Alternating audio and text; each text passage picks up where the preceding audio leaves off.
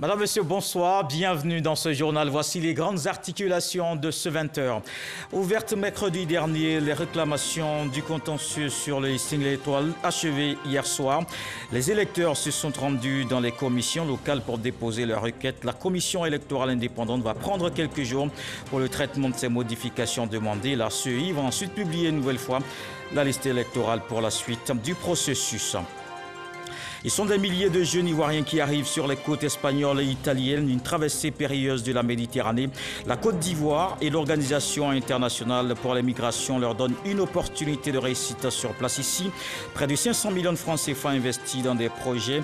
Les bénéficiaires se prennent aujourd'hui en charge via l'agro-pastoral et le bâtiment. Le temps n'a rien changé à l'amour qu'on le porte. Didier Arafat, un an jour pour jour qu'il n'ait plus un accident, lui arrache la vie en 12 août 2019. Une foule immense rend hommage à la star du coupé décalé ce mercredi. Dépôt des gerbes de fleurs sur sa tombe, concert, une série d'activités prévues. S'ouvre une autre étape dans le processus électoral. Depuis hier, c'est la fin du dépôt des réclamations sur la liste, une période de contentieux pour prendre en compte toutes les observations des électeurs. Ils se sont rendus dans les commissions locales pour introduire leurs requêtes, des corrections, des omissions. Sidonie Davila a fait le tour de quelques centres. Voici son constat. Mardi 11 août, fin des réclamations pour le contentieux électoral. Avant la fermeture définitive à 15h, les bureaux continuaient de recevoir des requérants. Brigitte Tano en fait partie. J'ai consulté la liste et je n'ai pas vu mon nom. On a fait la vérification et on a remarqué que son nom se trouve sur la liste électorale. Tout est bien qui finit bien. Ailleurs, certains n'ont pas cette chance. Ils sont bien obligés de déposer une requête. Il y a eu des erreurs au niveau de mon nom et du nom de mon père. Donc je suis venu pour rectifier ça. Les réclamations du contentieux électoral débuté le 5 août dernier devraient prendre fin le 7 suivant. Le délai s'est vu prorogé de 4 jours, un avantage pour les retardataires. Depuis le premier, j'étais au bac. Ça m'a permis d'être là, sinon je serais déjà éliminé peut-être. Le gouvernement m'a bien arrangé, puisque moi-même j'étais en déplacement. De l'avis des agents de la CEI, cette phase du contentieux électoral n'a pas connu d'incident. Nous pouvons dire que véritablement, il y a eu quand même de l'engouement. Nous sommes le dernier jour, nous avons pratiquement autour de 800, peut-être 36 personnes déjà, le point que nous avons arrêté. On a reçu pas mal de nouveaux majeurs. Ils avaient le 18 ans à partir de juillet. Sinon, beaucoup sont venus parce qu'ils prétendent n'avoir pas vu leur nom sur le listing. Pourtant, ils y figuraient. Les réclamations concernent des cas de radiation, d'inscription ou de correction. 14 superviseurs de la CEI chapeautent l'opération dans tout le pays. Des réclamations ont été faites. Nous allons avoir une séance de travail au niveau de la commission centrale. Nous allons apprécier. Après l'affichage des réclamations, vient l'étape des délibérations. Nombreuses sont les personnes qui ont demandé à ce qu'on fasse l'audit de la liste électorale. Et nous sommes allés leur expliquer qu'il n'y a pas meilleur audit de la liste électorale que le contentieux, parce que ça permet aux populations d'être elles-mêmes en face de leur liste électorale, c'est-à-dire la liste électorale affichée dans leur bureau de vote. Une fois cette période de contentieux terminée, la Commission électorale indépendante CEI prévoit pour le 1er septembre l'affichage de la liste électorale définitive. Une liste électorale qui comprend nombre de jeunes, certains jeunes qui tentent parfois l'aventure. Tenez-vous bien, en 2018, plus de 1000 migrants sont arrivés par la mer en Italie via la Méditerranée, évidemment. Une situation qui a interpellé le gouvernement. On va le voir dans le document qui arrive. En 2017, en 2019, l'État et l'Organisation internationale pour les migrations se mettent ensemble pour trouver la solution. Près de 500 millions de francs CFA investis afin d'offrir des opportunités d'emploi dans le pays. La cible, les jeunes des quartiers défavorisés d'Abidjan et de Daloa. Aujourd'hui, ils sont entre autres dans l'agro-pastoral ou entrepreneurs dans le bâtiment. C'est un reportage de Walter Amadou Ouattara. Bien que la Côte d'Ivoire soit engagée sur la voie de la croissance économique et du développement, les jeunes Ivoiriens continuent d'opter pour des routes migratoires aussi irrégulières que dangereuses. Des routes menant vers l'Europe au détriment des opportunités économiques et professionnelles locales. Les chiffres édifient. Entre janvier et novembre 2018, 1050 migrants de la Côte d'Ivoire sont allés par la mer en Italie, faisant de la Côte d'Ivoire le deuxième pays d'origine en provenance de l'Afrique de l'Ouest. À ce propos, concernant l'Espagne, la Côte d'Ivoire occupe le 3e rang avec 3000 migrants. Ces chiffres interpellent l'Organisation internationale pour les migrants, OIM, et le gouvernement ivoirien. Un projet a été mis en place sur la période allant du 1er janvier au 31 décembre 2019. Ce projet a permis d'offrir des alternatives à la migration irrégulière par la promotion et la facilitation de l'accès aux opportunités économiques locales pour des jeunes hommes et femmes âgés de 18 à 30 ans résidant dans des quartiers défavorisés d'Abidjan et d'Aloa. C'est le cas à Abobo, secteur avocatier, où exerce Yves Kouassi. Avec une dizaine de collaborateurs, ils tiennent une entreprise de fabrication d'appareils de sécurité électronique. Nous faisons de la conception made in Côte d'Ivoire et nous concevons des stabilisateurs baptisés 4 en 1, qui est une innovation ivoirienne.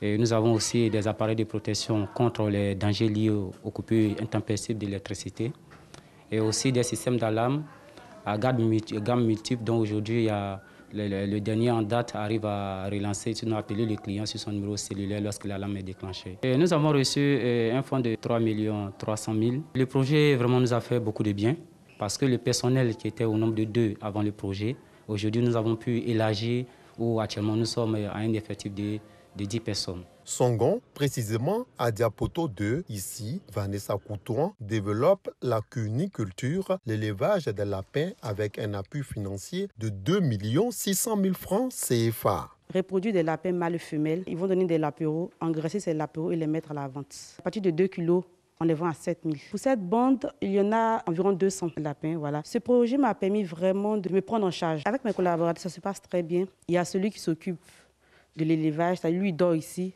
et puis il y a 2 commerciaux. À côté des initiatives conjointes gouvernement OIM, des communes sont engagées également dans des projets communautaires pour lutter efficacement contre les questions de la migration clandestine.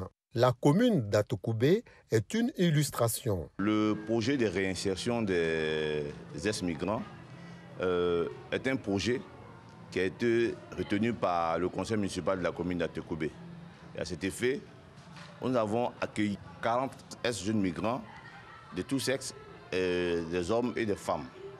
Et on a ajouté à ce programme-là 40 jeunes de la communauté pour que ces jeunes migrants se sentent en communauté en fait. Les travaux de ce programme-là ont consisté à réhabiliter le groupe scolaire Badji. C'est une école de 6 classes. Ce qu'on peut retenir de ce programme-là, c'est qu'à la fin du programme, c'est de constituer ces jeunes migrants en entrepreneurs bâtiments. Le conseil municipal doit normalement proposer de nouveaux chantiers à ces jeunes-là parce que déjà, ils ont déjà fait leurs preuves. C'est un financement de l'Union européenne à travers l'OIM. La commune a mis à la disposition du programme aussi un fonds pour la réhabilitation du pont de mur qui était un peu défectueux. Les bénéficiaires de ces différents projets saluent tous ces efforts consentis pour leur épanouissement, même s'ils expriment des doléances. Le projet, ça nous a apporté de l'expérience. Ça nous a motivé à pouvoir apprendre beaucoup de choses. Parce que là, nous faisons la menuiserie, la maçonnerie, l'électricité, plus maintenant le carrelage. Bon, moi, ma spécialité, c'est la menuiserie. Je souhaite avoir des machines. Aujourd'hui, nous avons besoin d'un peu d'aide, encore d'autres financements, parce que nous sommes lancés dans le domaine des pépinières. Nous faisons les pépinières de bananes, de cacao, de piments, de tomates. Nous avons besoin encore de l'État de Côte d'Ivoire qui nous finance pour pouvoir relancer le projet pour que l'entreprise s'agrandisse. On est retourné, on est venu, on a pris en forme d'autres immigrants de retour. Donc l'Eldorado, c'est ici et c'est nulle part ailleurs. Un réel plaisir vraiment de pouvoir insérer d'autres jeunes pour ne pas qu'ils aient l'idée de l'immigration. Parce que l'idée vient au moment où tu n'as rien à faire. Pour étendre davantage mon projet, c'est un autre financement. Voilà. Parce que le site ne m'appartient pas. Donc je vais avoir un site à moi-même et puis construire mon bâtiment, augmenter le nombre de lapins par rapport à la vision que j'ai. Je compte employer une vingtaine de personnes et au fur et à mesure que l'entreprise évolue, on va employer plus de jeunes. Doté d'un montant d'environ 487 millions de francs CFA, le projet SEMICI est bénéfique à plusieurs centaines de jeunes entrepreneurs aujourd'hui installés à leur propre compte. Un reportage de Walter Amadou Ouattara, des actions pour l'insertion des jeunes qui sont aussi des acteurs de la lutte contre la Covid-19. La Côte d'Ivoire reste engagée à freiner la maladie.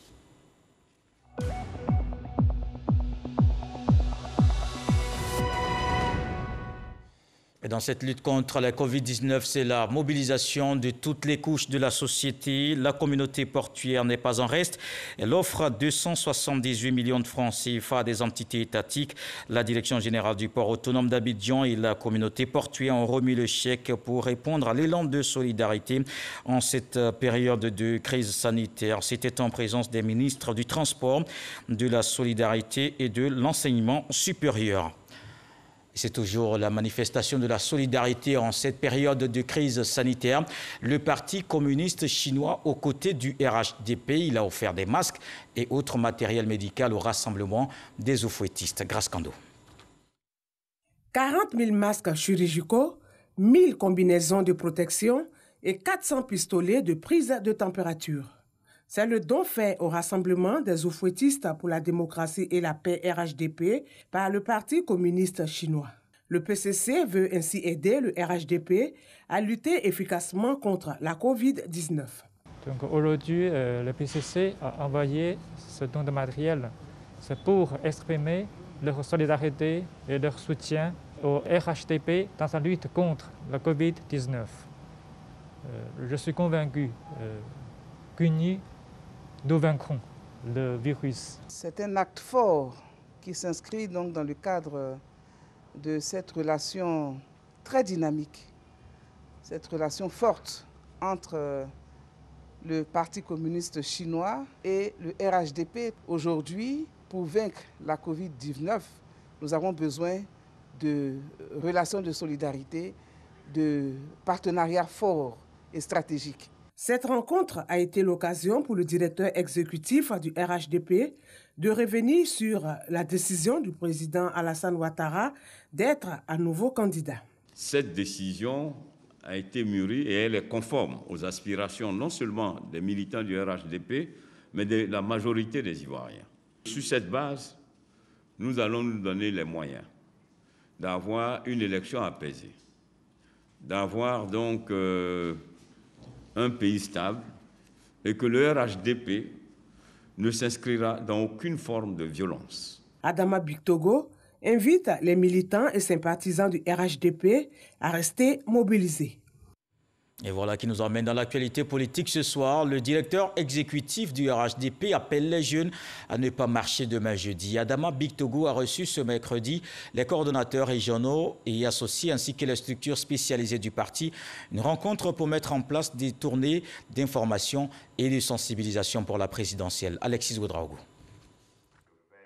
Les coordonnateurs régionaux et associés du RHDP ainsi que les structures spécialisées étaient ce mercredi au Palais de la Culture. Le parti sonne la mobilisation pour son candidat. Tous les militants du RHDP sont mobilisés pour la cause de notre candidat. Et nous sommes en rang serré pour aller à cette bataille. Nous avons également donné des messages forts, à savoir que nos militants ne doivent pas tomber dans les pièges de l'opposition. Une opposition qui n'est pas en réalité prête à aller à des élections, dont le programme est de dire « nous ne voulons pas d'Alassane comme candidat ». Mais je crois qu'ils ne peuvent pas choisir notre candidat à notre place. Le président a accepté d'être notre candidat, il a fait sa part de sacrifice et nous, notre part de sacrifice, c'est de nous mobiliser pour lui rendre la monnaie. Face aux marches annoncées pour la journée de jeudi, le parti appelle sa jeunesse à la retenue. Le salut de l'opposition se trouve dans la rue, mais nous, notre salut se trouve dans les urnes. Nous demandons aux jeunes de ne pas marcher parce que nous sommes des oufouettistes. Nous n'allons pas répondre au coup de pied de l'âne. Nous leur demandons de rester mobilisés, mais d'attendre le mot d'ordre du parti au moment venu. Mais ils doivent rester tout de même vigilants. Et pour le 40e jour du Premier ministre Amadou Gon Coulibaly, le dimanche 16 août prochain, le parti appelle à la mobilisation pour un vibrant hommage à celui qui aurait porté son étendard. Les jeunes, mais aussi les femmes du RHDP également sur le terrain. Elles se sont rassemblées au siège du parti à Cocody. Elles appellent à la retenue et à la responsabilité des acteurs politiques. Un appel afin d'éviter les manifestations de rue et les violences. Gabriel Zani. Ces derniers jours, avec les sorties médiatiques de leaders politiques, il est clair que le fond de la scène politique s'anime. Les femmes du Rassemblement des Ufouettistes pour la démocratie et la paix se sont prononcées. Pour elles, il ne devrait plus avoir de débat sur la candidature du président de la République. Les femmes du RHDP, tout comme d'éminents juristes nationaux et internationaux, voudraient rappeler à toute fin utile que le président du RHDP, le président Alassane Ouattara, est bel et bien éligible au regard de la Constitution de la Côte d'Ivoire, promulguée le 8 novembre 2016, Constitution qui institue la Troisième République de notre pays. Il ne s'agit donc nullement d'un troisième mandat, mais bien du premier mandat de la Troisième République de Côte d'Ivoire. Selon les femmes du RHDP, il faut laisser le soin aux institutions de la République, en particulier le Conseil constitutionnel, de trancher la question. Pour l'heure, elles appellent à la retenue des acteurs politiques. Les femmes du RHDP demandent au gouvernement d'interdire toutes les manifestations de rue afin d'éviter la violence et le désordre. Les femmes du RHDP s'insurgent contre les propos diffamatoires et irresponsables de Mme Simone Eivé Gbagbo. Elle s'indigne et condamne son discours aux antipodes de la réalité politique et juridique de notre pays. Si Mme Simone Eivé Gbagbo continue d'attiser la flamme de la haine et de la division qui pourrait engendrer des blessés et des morts, les femmes du RHDP se verront dans l'obligation de demander au président de la République de ne plus s'interposer et de laisser le processus de son transfert à la CPI suivre son cours, afin qu'elle aille répondre de ses actes devant cette juridiction internationale qui la réclame depuis 2013. Pour terminer, les femmes du RHDP lancent solennellement un appel à la retenue et à la responsabilité de toute la classe politique ivoirienne et l'exhortent à privilégier les actions de paix et de cohésion conformément au vivre ensemble. Les femmes du RHDP comptent investir le terrain dans les jours qui viennent pour véhiculer le concept d'une élection présidentielle sans violence. La Fédération des artisans pour le développement est aussi mobilisée. Elle salue la candidature du président de la République pour la présidentielle d'octobre. Les membres ont organisé un meeting dans la commune d'Abobo. On voit des détails avec Mamadou Kouassi. Les artisans de Côte d'Ivoire disent oui à un nouveau mandat du président de la République, Alassane Ouattara. Réunis en fédération, ces membres se sont retrouvés au rond-point du Banco dans la commune d'Abobo. Une mobilisation pour soutenir la décision du président de la République de se porter candidat à la prochaine présidentielle. Pour lui donner le fauteuil de la présidence de la République de Côte d'Ivoire pour que, n'est-ce pas, il puisse nous aider pour réaliser et développer notre pays avant d'aller se reposer comme il avait demandé. C'est le père fondateur de la Chambre nationale des métiers de Côte d'Ivoire où se retrouvent tous les artisans, raison pour laquelle nous sommes prêts à l'accompagner. L'initiative de la Fédération des artisans professionnels ivoiriens pour le développement de la Côte d'Ivoire est saluée par les représentants du maire d'Abobo et du ministre Sidiki Konaté.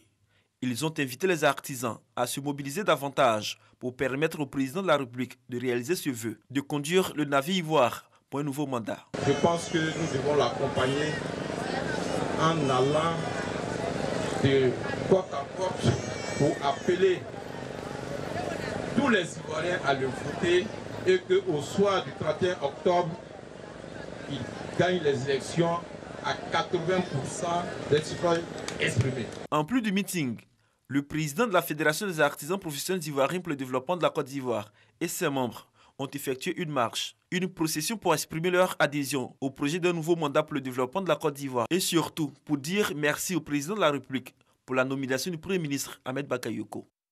La cérémonie du 40e jour de l'ex-premier ministre, c'est ce week-end. Le monde de la culture se souvient d'Amadou Gon Coulibaly. La ministre Raymond Goudou Kofi et les artistes lui ont rendu hommage hier. C'était en présence de plusieurs membres du gouvernement. Issa Tionayo. Un standing ovation pour honorer la mémoire d'Amadou Gon Coulibaly, arraché à l'affection des Ivoiriens le 8 juillet dernier. C'est l'image forte de la cérémonie d'hommage rendue par la ministre Raymond Goudou Kofi et les artistes de Côte d'Ivoire au Palais de la Culture de Treichville.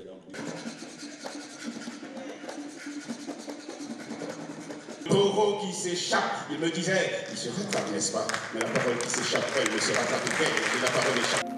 Ah, je sais, oh, nanana, ça oublie l'eau.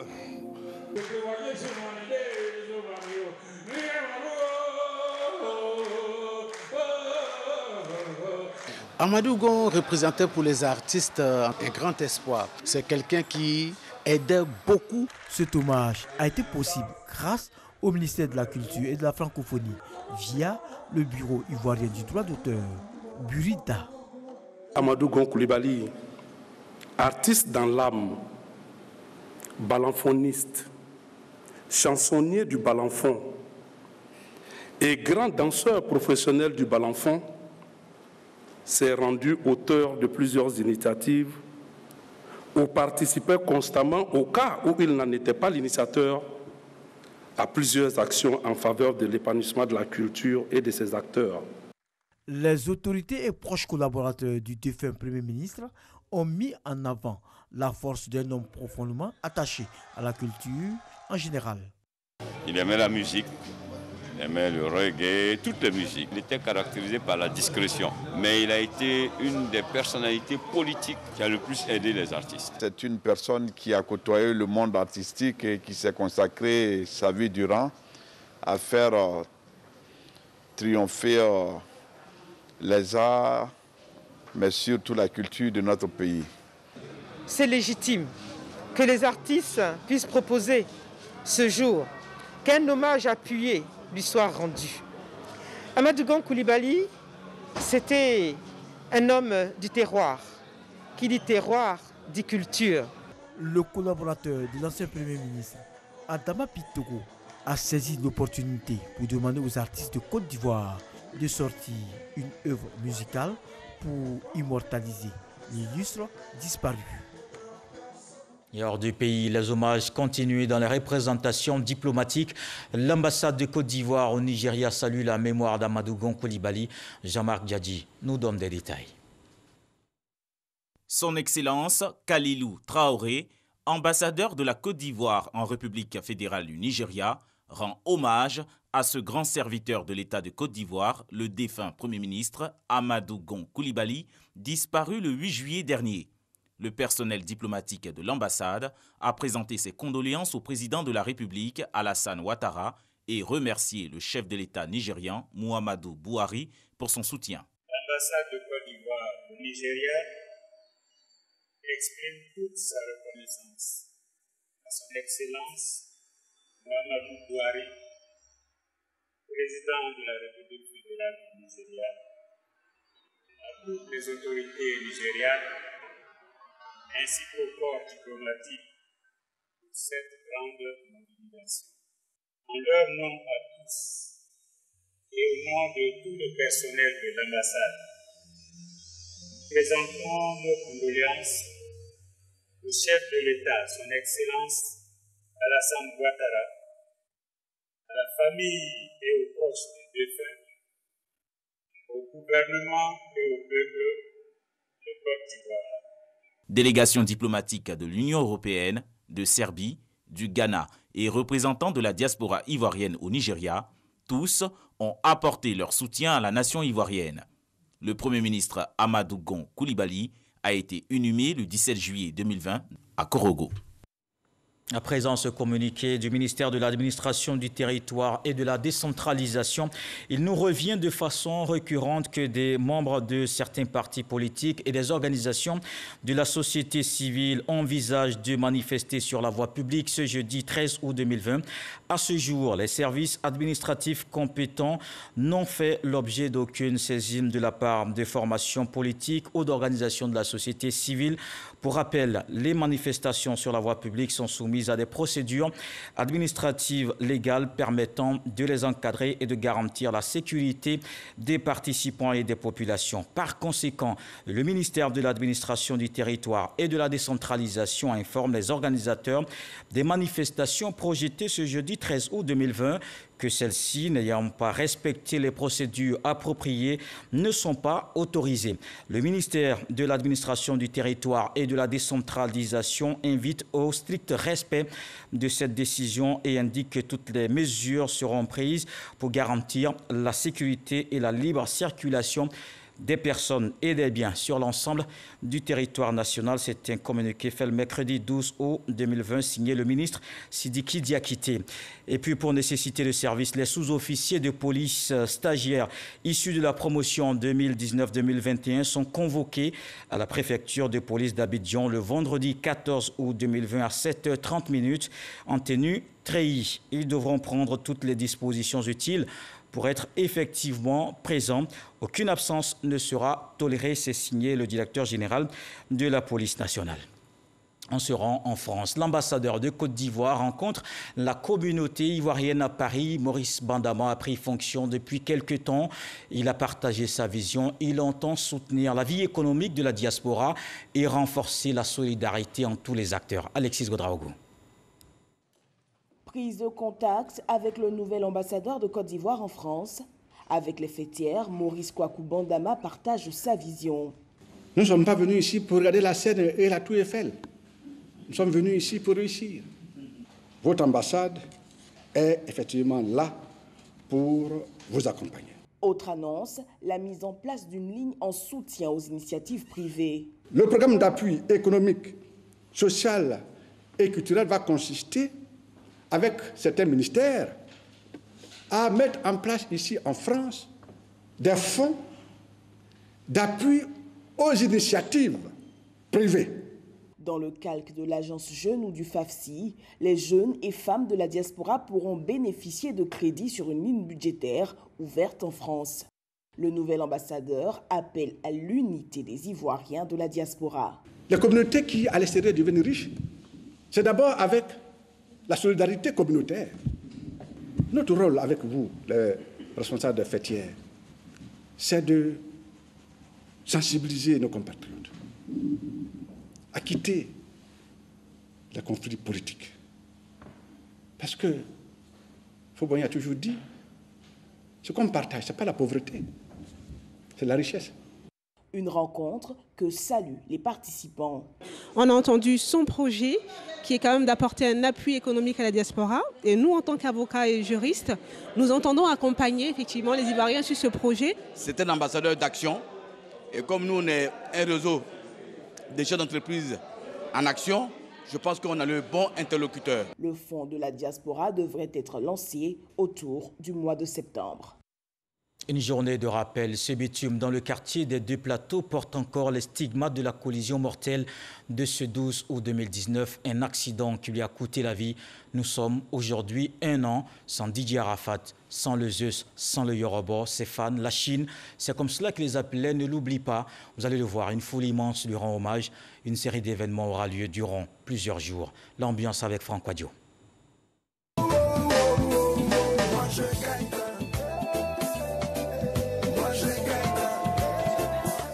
C'est comme on aurait dit, une étoile filante, qui l'instant d'être véritablement appréciée s'évanouit dans l'obscurité de la nuit. Mon ange Didier, Arafat Didier, s'en est ainsi allé cette triste nuit du 12 août, il y a 1 an de cela, emporté par cet accident de moto, sa moto qu'il chérissait tant.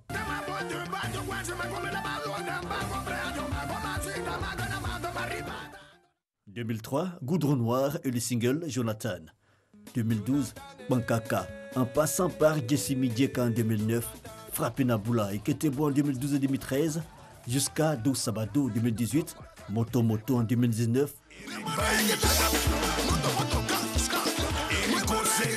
et Kong, qui laissera en 2020 comme l'héritage de son immense potentiel à ses fans.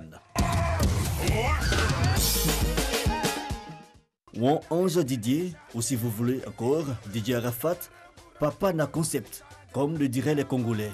Fils d'artiste, Tina Glamour chanteuse et Wampi arrangeur, un talent inné donc, mais pas que. L'artiste aura su capter l'audience à travers les réseaux sociaux. Son terrain de prédilection, le contact avec ses admirateurs via la vidéo.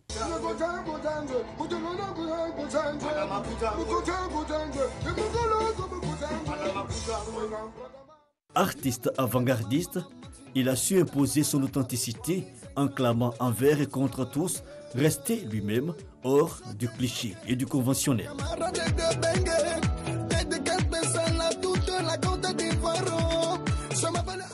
12 longs mois depuis l'ultime départ. Les Chinois, ses fans, l'auront accompagné jusqu'au bout de son voyage. Avec eux, le gratin du showbiz international, les hommages n'ont pas cessé de se multiplier. En tout cas, mon vieux Knabadja, tu restes à la mémoire de tous les Ivoiriens.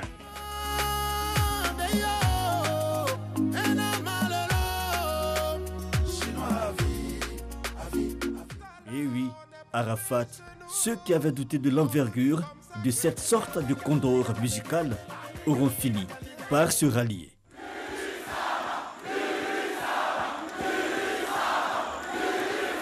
Sacré Arafat. En tout cas, moi, Badja. Hommage d'os ou à l'artiste à voir ces images, qu'on se le dise tout net, il laisse un vide énorme dans le milieu du showbiz ivoirien, pour l'heure irremplaçable dans le coupé-décalé. Voilà qui met un terme à ce journal. Merci de l'avoir suivi. Joe Brown disait qu'il faut apprendre à sourire dans chaque situation. De vous, on se retrouve demain.